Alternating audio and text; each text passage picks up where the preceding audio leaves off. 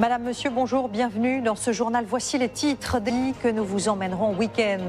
Un château somptueux, l'une des plus belles collections de tableaux anciens, des grandes écuries, mais aussi une crème mythique à laquelle la ville a donné son nom, la crème Chantilly, dont nous vous livrerons tous les secrets. Des maisons éventrées par le torrent quand elles n'ont pas été complètement ensevelies. Hier, dans le hameau de la Bérarde, en Isère, la force de l'eau a tout dévasté. La centaine d'habitants ont été évacués par les airs in extremis. Ce matin, notre équipe a pu se poser dans ce village aujourd'hui méconnaissable. Un peu plus au nord maintenant, en Savoie, d'autres inondations ont touché la Maurienne. La station de ski de Tignes a elle aussi dû reporter l'ouverture de sa saison d'été. Des routes et des voies ferrées sont impraticables, comme nous le montrent Nathalie Pellerin, Mathias Béringer et Frédéric Petit.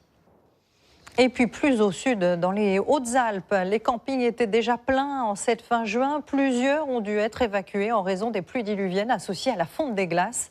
Regardez ce reportage tourné à Vallouise par Sonia Boudj.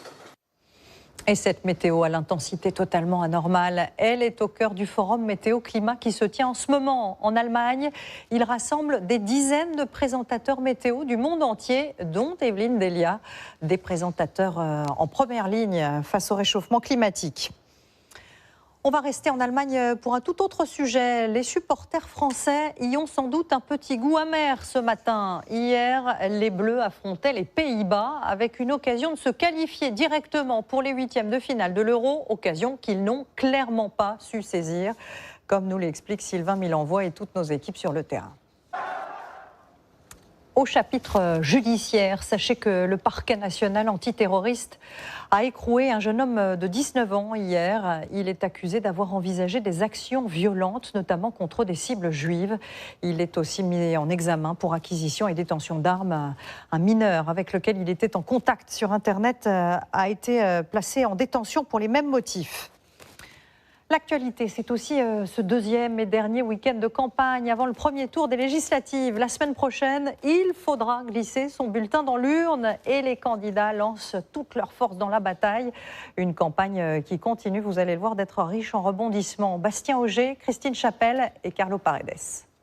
Tout autre chose à présent, voilà un fléau de saison, un fléau contre lequel les apiculteurs ont appris à se prémunir. Il y a quelques semaines, une campagne a été lancée contre le frelon asiatique.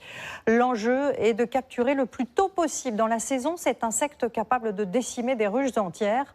Reportage Élise Régaud et Sylvain Tizy.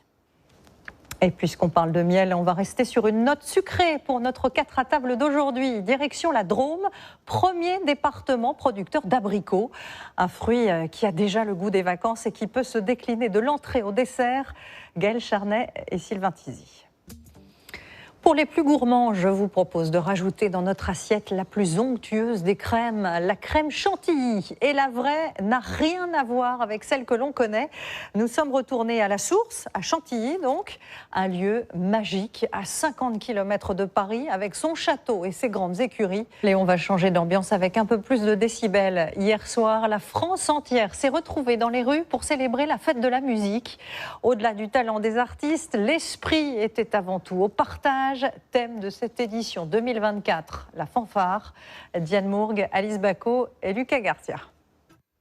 Et c'est ainsi que se termine ce journal.